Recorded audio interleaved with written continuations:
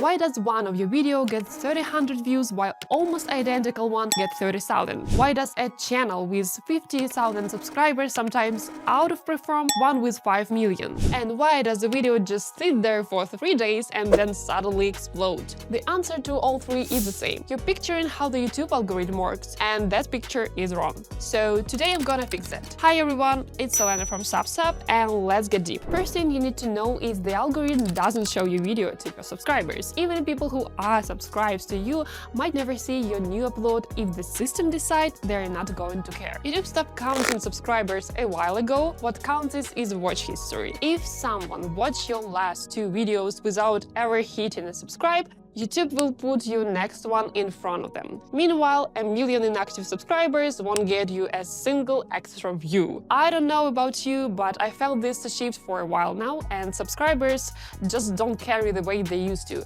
Maybe a couple years back, maybe even longer. So how does the algorithm actually decide who gets your video? YouTube has 40 billion videos on it. There's no way to score every single one of them, every single viewer. So the first thing it does, it shrinks the problem. It looks for people who watch similar content and builds a small pool of candidates. This is called a session matching. The question isn't is the same topic, it is if someone watched a video A, they would probably watch a video B. And it doesn't group channel by broad categories like business or cooking. It groups by micro niches, a specific mix of topic and tone and audience. But before a system can match you with anyone, it needs a clear signal who you are and what you are about. If your channel jumps around, one day it's the history of religion, the next time it's to crime, the algorithms can build a solid profile of your audience. There is a great example here, Ryan Traham. For years he bounced between formats and the channel keeps stalling. Everything changed the moment he committed to the one format. Same algorithm, same guy. The only thing that changed was the data he was feeding it. Now, why does a video sit quiet for a few days and then take off? Every new upload gets a test window. It's shown to a small, tightly targeted group at first, and if it performs better than expected, the audience expands, then expands again. This process can take anywhere from 48 hours to a week, and here is the key part of it. The prediction for your video isn't measured against some universal standard. It's measured against roughly your last 10 videos. For example, that's your baseline, and your next video has to beat it to trigger expansion. So your real competition isn't some bigger channel in your niche, it is you a month ago. And here is a simple exercise.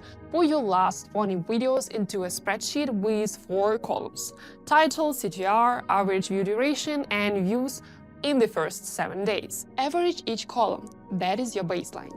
Then find the 2 or 3 videos that beat the average across all 4 categories at once, and look at what they have in common: topics, title, first few seconds, or thumbnail.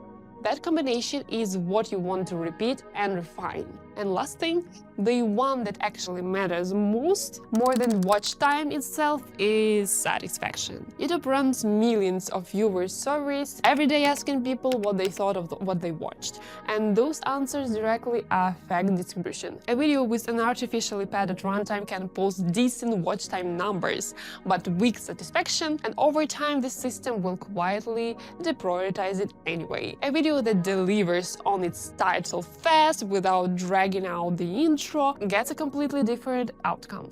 People are satisfied even if they left early, and the system read it as a win, not as a failure.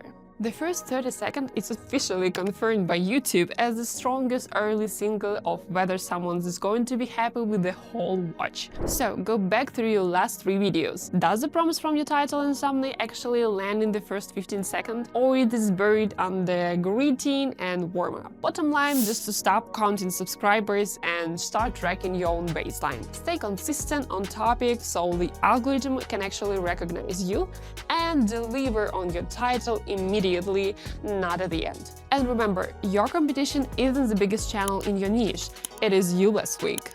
If this was helpful, drop us a comment, and I'll see you in the next video.